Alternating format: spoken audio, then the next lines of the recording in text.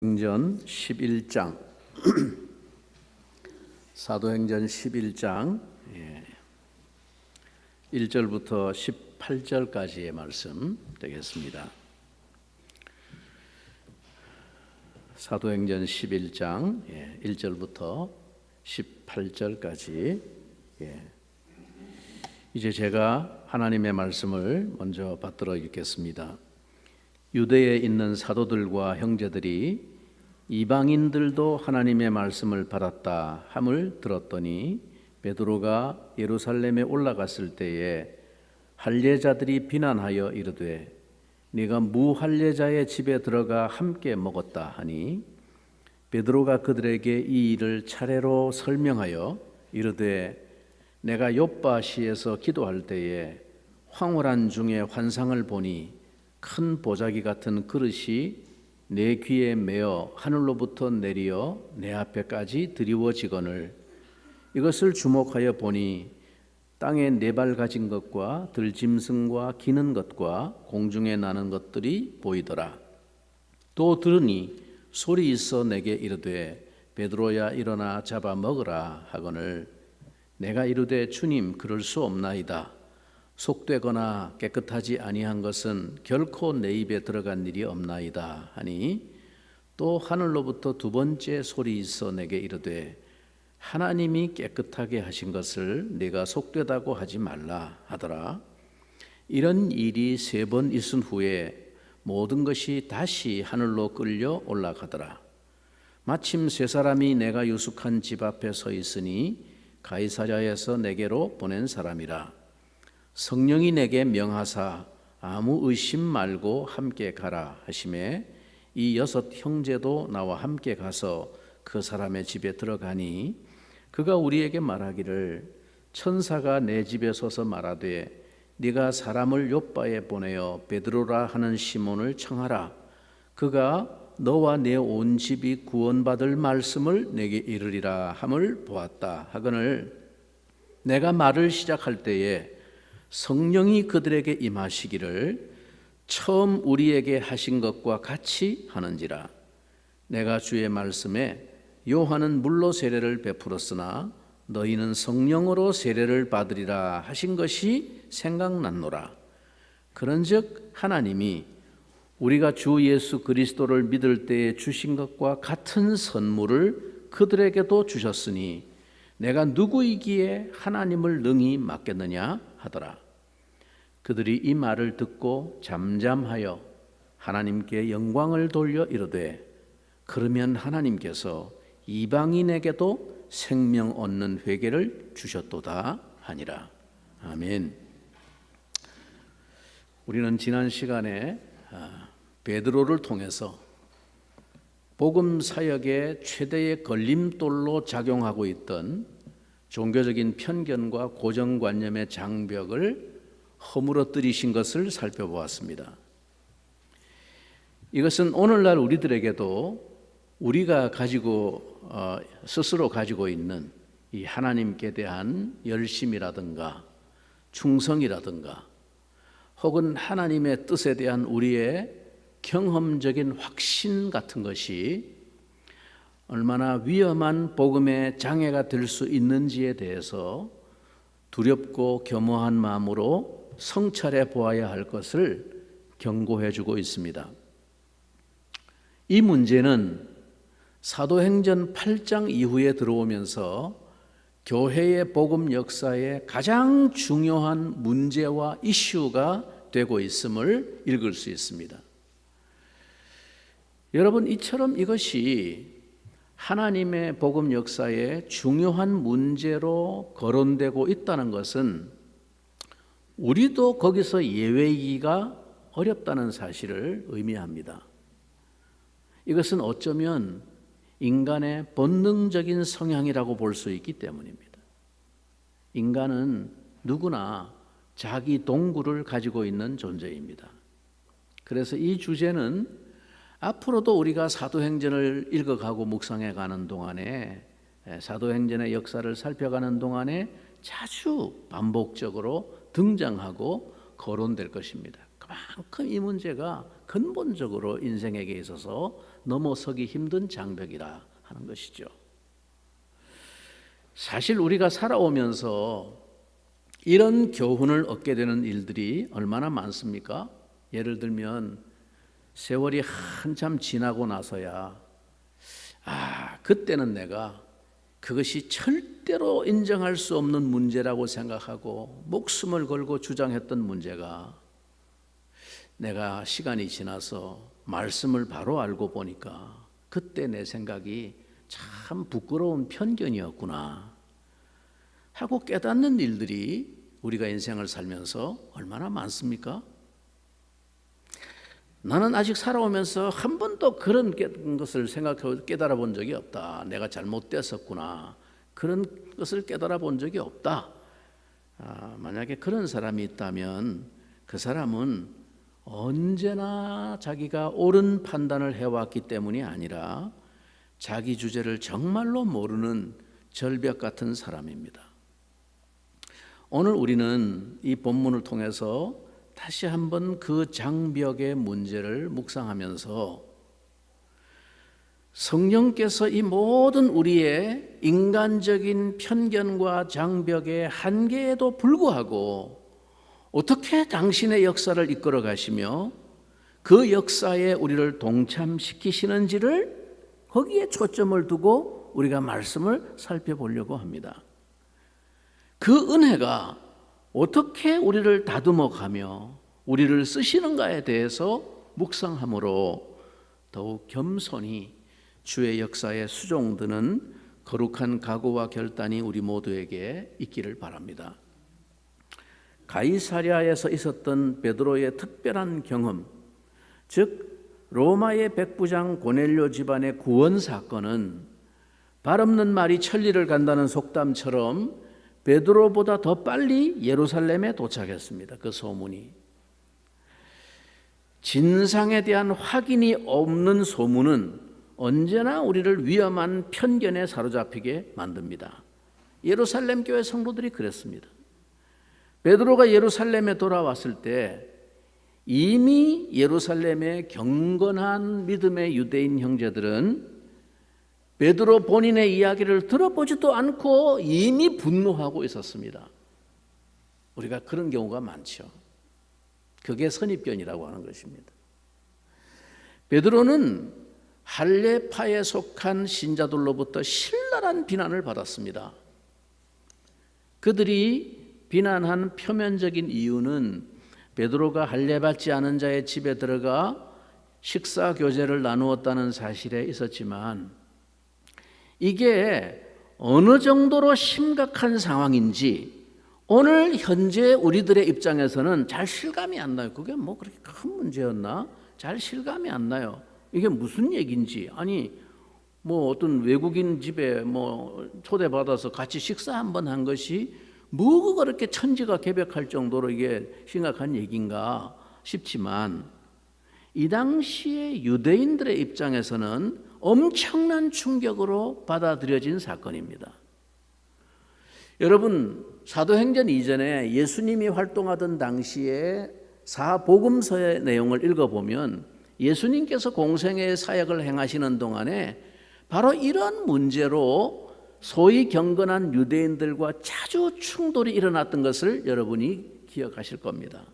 예수님께서는 유대인들이 금기로 여기는 부정한 것들이라고 여겨서 상종을 하지 않던 세리라든가 창기들과도 함께 서스럼없이 만나시고 교제하시고 그들을 치유해 주시고 구원하시고 뿐만 아니라 그 집에 들어가서 같이 교제하시고 유숙하시기도 하시고 그래서 바로 그 일 때문에 종교 지도자들로부터 비난을 받으셨던 일이 자주 있었음을 성경이 기록하고 있습니다.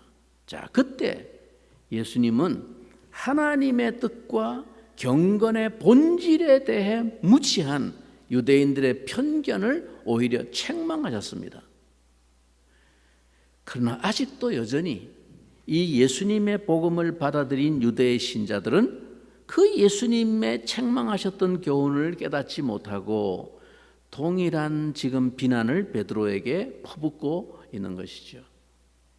오늘 본문을 유심히 우리가 한번 눈여겨보시기를 바랍니다.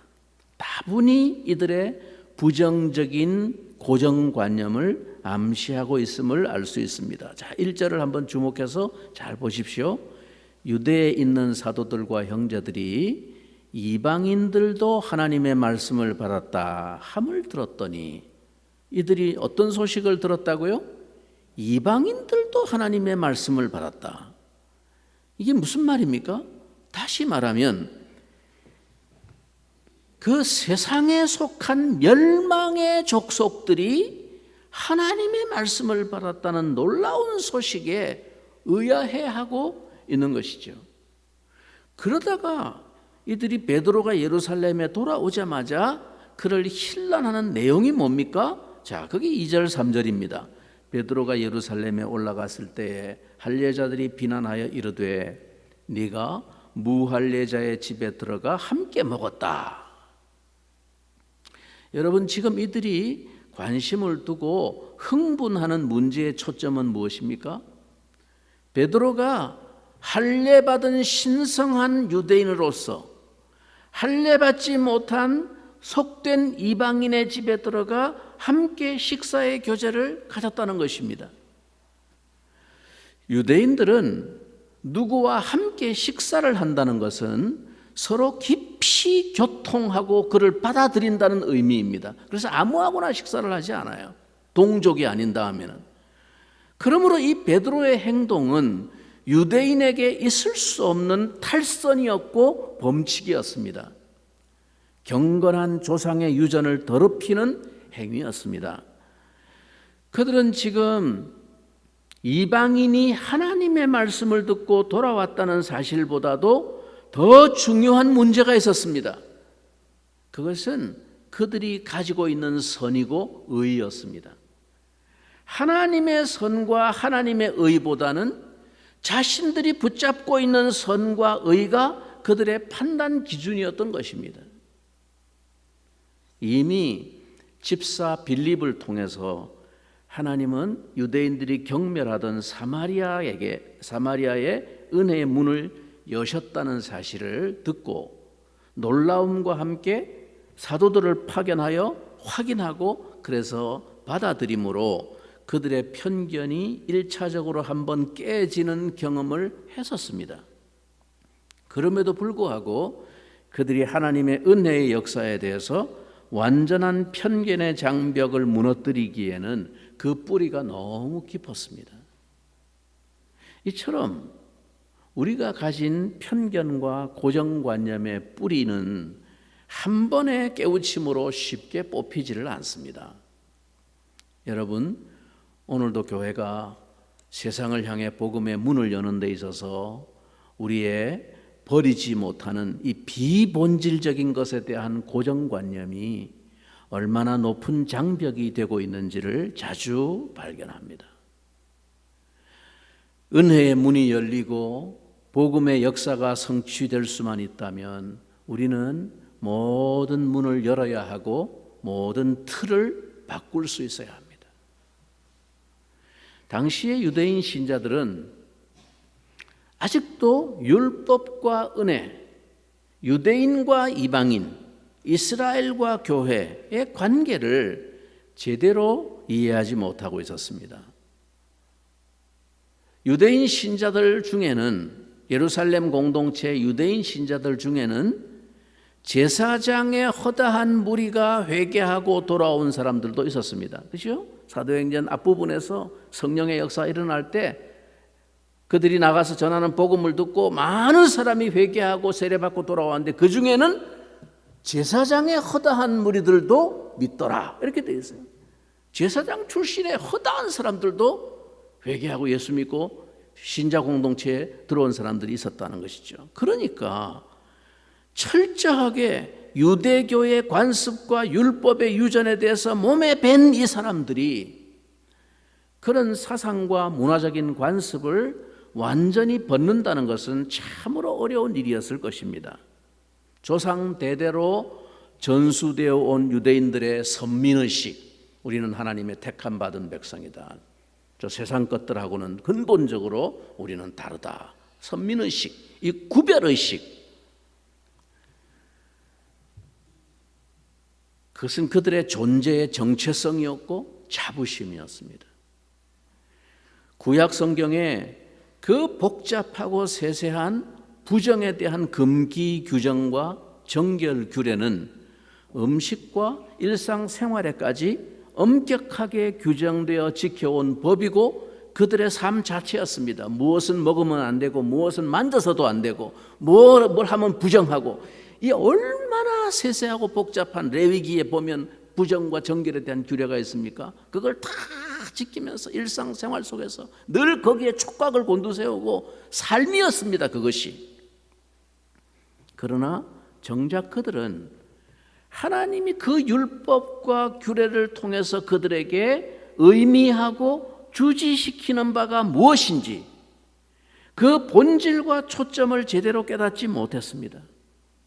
그것은 이 세상 속에서 하나님의 백성으로 그들이 어떻게 구별된 자들로 늘 거룩을 잊지 않고 살아야 하는지를 일깨우기 위한 하나의 상징적인 시청각적인 자료들이었습니다.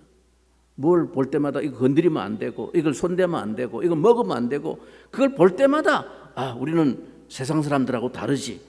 이 구별된 하나님의 백성으로서의 거룩을 잊지 않고 살도록 하기 위한 하나의 장치들이었습니다. 말하자면 그것은 본질을 일깨우기 위한, 잊어버리지 않도록 하기 위한 하나의 형식이고 그림자였습니다. 그러나 이제 이 모든 것들이 예수 그리스도의 십자가 대속의 죽으심과 부활을 통해서 그 모든 율법의 요구가 다 성취되고 완성되었습니다. 그래서 우리의 모든 부정과 허물을 영원히 사하시고 그리스도 안에서 정결하다고 선언받게 되었습니다. 너희는 이제 깨끗하다. 우리는 모든 믿는 자에게 차별 없이 주시는 하나님의 의를 선물로 받게 되었습니다. 그래서 하나님이 깨끗하게 하신 것을 내 고정관념으로 속되다 할 수 없다라고 베드로에게 말씀하신 것이죠. 그래서 그 약속하신 예언대로 마지막 시대에 그리스도를 믿는 모든 육체에 성령을 부어 주신 것입니다. 오늘 우리는 이와 같은 문제들에 대해서 보다 밝은 성경의 계시와 성령의 조명을 받고 있습니다. 그럼에도 불구하고 오늘도 여전히 많은 신자들이 2000년 전 유대인 신자들 못지않은 비본질적인 문제의 편견에 사로잡혀 있는 것은 안타까운 일이 아닐 수 없습니다. 복음의 본질과 진리가 아닌 우리들의 자의적인 종교적인 선한 열심이나 신념, 관습, 전통 이런 것들이 늘 고정관념이나 편견이 되어서 판단의 잣대가 되지 않도록 열린 문을 가져야 한다라는 말입니다. 베드로는 자기를 비난하는 유대인 형제들을 향해서 자기가 이방인과 교제하게 된 그 과정을 상세히 설명하기 시작합니다. 베드로는 차분히 하나님의 역사에 대해 그 경위를 설명해 주었습니다. 하나님이 어떻게 먼저 자신 속에도 동일하게 뿌리 박혀 있던 그 편견을 깨뜨려 주셨는지를 담담하게 증거했습니다. 자, 4절의 말씀, 베드로가 그들에게 이 일을 차례로 설명하여, 베드로는 그 유대인 형제들의 비난하는 마음을 이해했습니다. 그것이 자신 속에서도 얼마나 뿌리 깊은 장벽이었는지를 겸손하게 깨닫고 있었기 때문입니다. 여러분, 이것이 은혜 받은 사람입니다. 그는 믿음이 약한 자를 상대로 싸우거나 비난하지 않습니다. 온유함으로 가르치는 자입니다. 먼저 하나님의 은혜와 복음의 바른 진리를 깨달은 자로서 여러분이 가져야 할 태도가 무엇인지를 오늘 본문을 통해서 유념하시기를 바랍니다. 이것이 교회를 여러분이 깨달은 그 은혜와 진리의 터 위에 함께 세우는 자의 자세입니다. 온유함으로 설명해주고 가르치고, 그리고 베드로는 결론적으로 이 도전적인 질문으로 결론을 맺습니다. 17절, 우리 한 목소리로 한번 17절을 읽어보겠습니다. 그런즉 하나님이 우리가 주 예수 그리스도를 믿을 때에 주신 것과 같은 선물을 그들에게도 주셨으니 내가 누구이기에 하나님을 능히 맡겠느냐 하더라. 무슨 얘기입니까? 이 모든 일은 분명히 하나님의 주권적인 간섭에 의해서 일어났습니다. 베드로가 고넬료의 집에 간 것도 자기가 가고 싶어서 간 게 아닙니다. 그가 말씀을 전할 때에 그 고넬료 집안의 이방인 식솔들이 전부 성령을 선물로 받은 것도 모두 다 하나님의 주권적인 역사였습니다. 베드로가 준 게 아닙니다. 베드로 자신은 그저 이 하나님의 주권적인 역사에 따랐을 뿐입니다. 이러한 온유한 베드로의 설명을 통해서 성령께서 그 믿음의 공동체 안에 역사하셨습니다. 베드로의 설명을 자세히 듣고, 그런즉 하나님이 우리가 주 예수 그리스도를 믿을 때 주신 것과 같은 선물을 하나님이 그들에게도 주셨으니 내가 누구이기에 하나님을 능히 막을 수 있느냐라고 하는 이 도전 앞에 그들은 잠잠했습니다. 참으로 부인할 수 없는 하나님의 주권적인 역사에 대해서 그 증언을 듣고서도 자기의 주장과 고집을 꺾지 않는다면 그는 신자가 아니죠. 여러분, 저는 여기서 우리가 이 예루살렘 교회의 아름다운 신앙을 보아야 한다고 생각합니다. 누구나 복음의 진리를 충분히 이해하기 전에는 이러한 무지와 편견이 있을 수 있습니다. 이것은 믿음의 수준이 아직 어린 단계에 있는 것입니다. 누구나 믿음의 초보에서는 그럴 수 있습니다. 그런데 문제는 이제 이 말씀의 진리와 성령의 조명을 통해서 깨우쳐 주실 때의 자세입니다. 어떤 사람은 자기 앞에 분명히 하나님의 역사가 드러나고 말씀이 증거를 하는데도 불구하고 자기 자존심 때문에 얼른 자기의 무지와 편견을 인정하지 못하는 사람들이 있습니다. 여러분, 누구나 실수할 수 있습니다. 심지어 베드로를 위시한 주님의 12 사도들도 다 이 문제에 있어서 편견을 가졌던 사람들입니다. 다 실수한 사람들입니다. 우리가 무엇이건데 항상 내가 옳을 수가 있습니까? 문제는 그것을 인정하지 않을 때 정말 큰 절벽이 있는 것입니다. 오늘 우리는 이 예루살렘 교회가 자신들의 편견과 무지를 성령께서 이처럼 깨우쳐 주셨을 때 그들이 보인 자세를 주목해야 합니다. 자, 그것이 18절의 결론입니다. 다 같이 18절을 한번 읽겠습니다. 시작. 그들이 이 말을 듣고 잠잠하여 하나님께 영광을 돌려 이르되 그러면 하나님께서 이방인에게도 생명 얻는 회개를 주셨도다 하니라.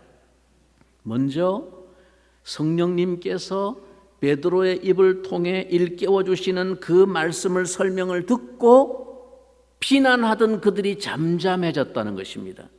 비난하던 입을 다물었다는 것입니다. 수십 년 동안 평생을 붙들고 살아왔던 자신들의 신념이 하나님의 뜻을 제대로 알지 못함으로 말미암아 가졌던 편견이었고 무지였음을 깨달았을 때 더 이상 자기들의 자존심과 고집을 주장하지 않고 잠잠히 그 뜻을, 성령의 뜻을 받아들였다라는 것이죠. 그들이 잠잠하여 라는 말이 그 뜻입니다.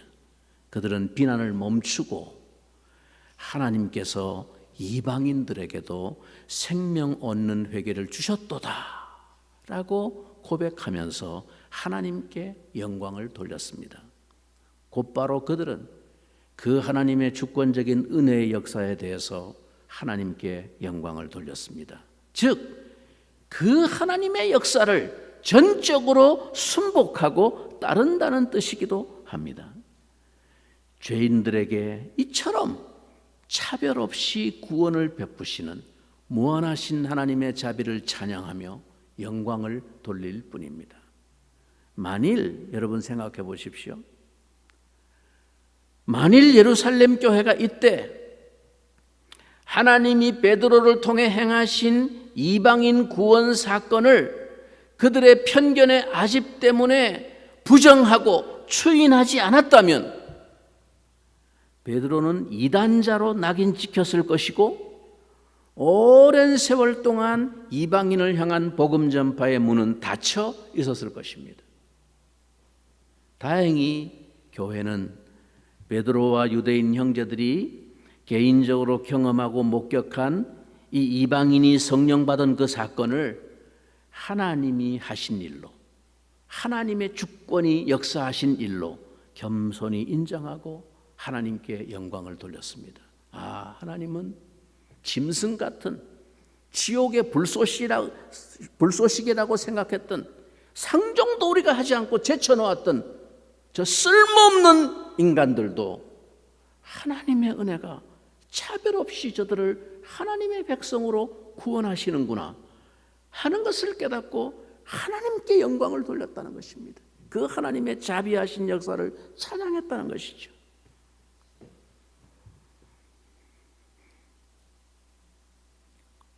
교회가 이방인을 하나님의 동일한 백성으로 인정하고 받아들인 것은 역사적으로 획기적인 사건이었습니다. 사랑하는 성도 여러분, 교회 생활의 많은 세월이나 경험이 우리의 판단을 옳다고 보증해 주는 게 아닙니다. 하나님의 말씀의 진리를 가르쳐 주실 때 우리의 모든 생각과 주장이 늘 그 밝은 조명 아래 깨우침을 받아야 합니다. 성령의 역사는 진리를 밝히 깨닫게 하심으로 하나님의 뜻을 바로 순종하게 해줍니다. 여기는 지도자도 예외가 아닙니다. 지도자인 베드로부터 먼저 하나님께서 보자기 환상과 고넬료 사건을 통해서 그의 편견을 깨우치시고 그를 통해서 예루살렘 교회 성도들의 편견으로 인한 부흥의 걸림돌을 제거하시는 것이죠.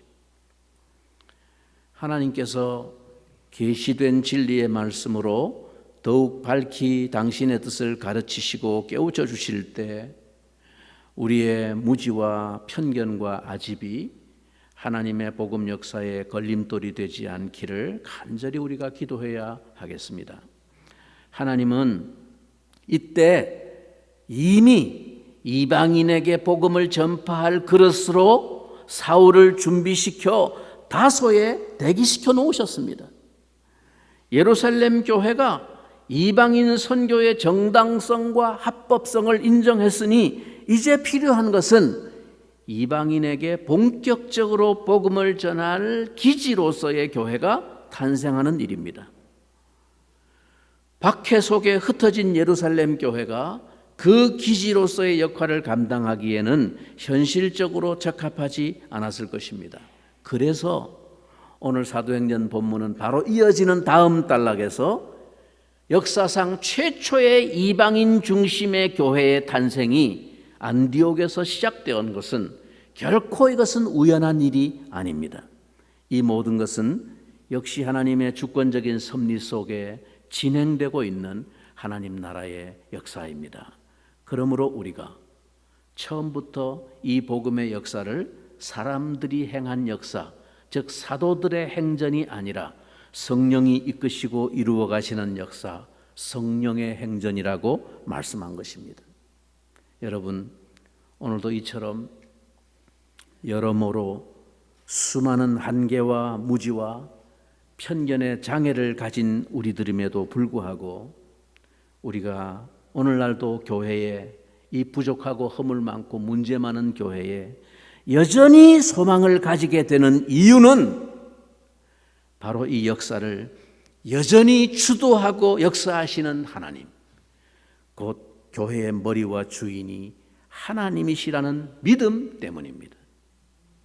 그 과정 속에서 하나님은 우리를 기다려주시고 깨우치시고 성장시키시면서 우리의 한계와 장애를 뛰어넘어 결국은 당신이 계획하신 그 아름다운 역사를 완성해 가실 것입니다.